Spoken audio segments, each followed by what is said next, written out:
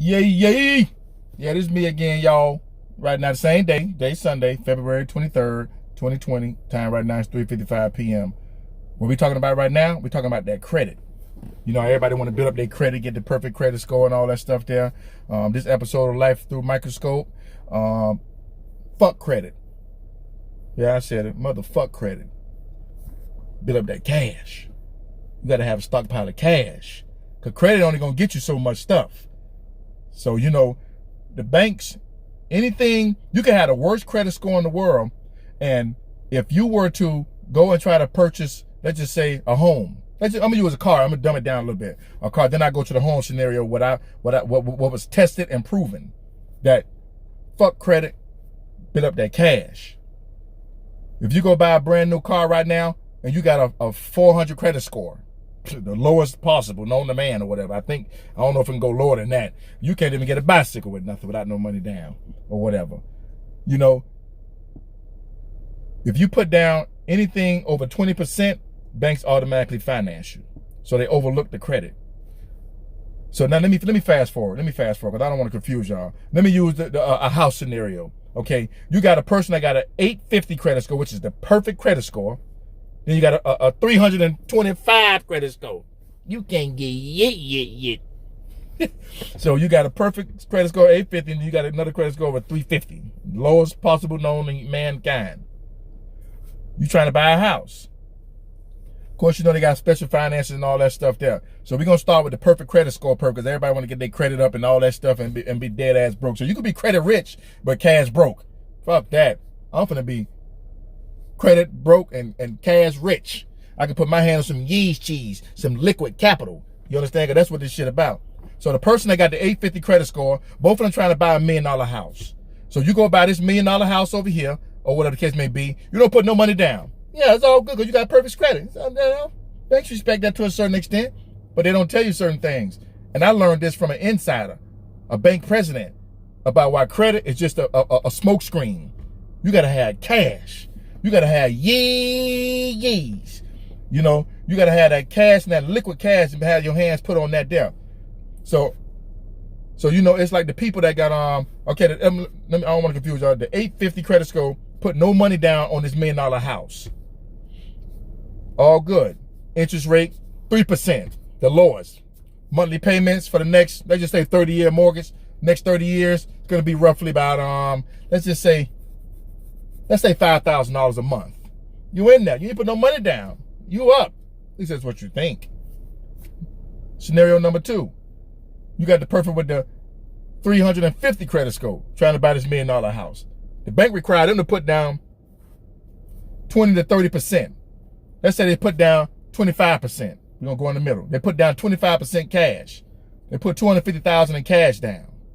They got an interest rate of 22%. You know, outrageous numbers. For the next 30 years, they're going to be paying almost $9,000 a month for this house. Who do you think winning? Let me see if y'all can use y'all brains. I'm going to tell you why the person who put the money down is winning. Who got the 350 credit score. I'm going to tell you why they winning. They got equity out the gate.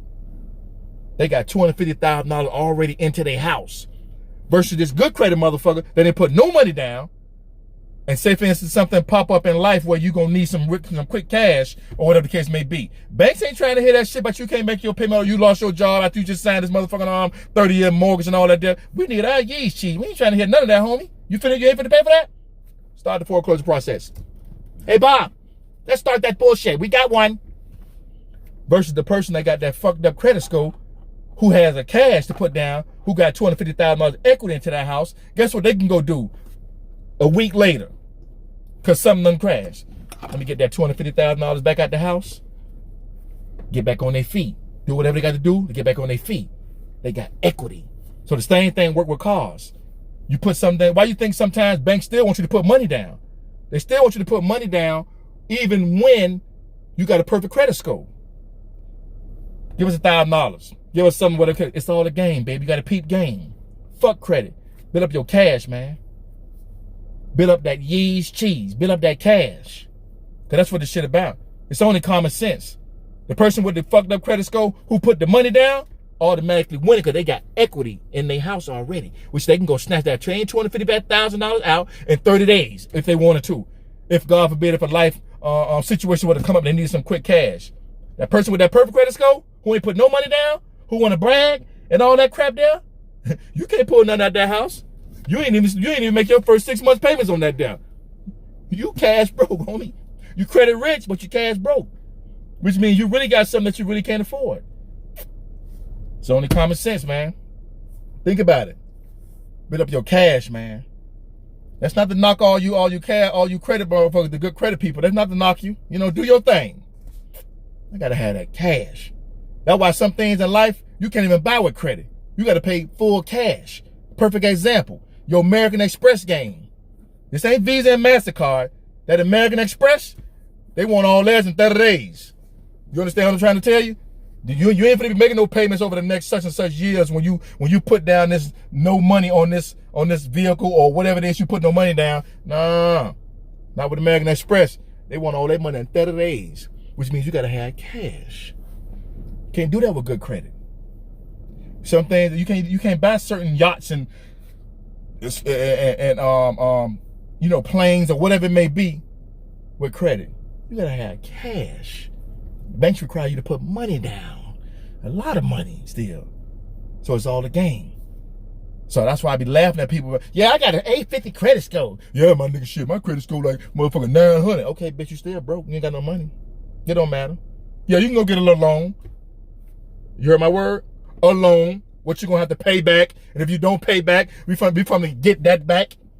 Versus the person that got their cash up, when they put down whatever they're gonna put down, they automatically got equity. That's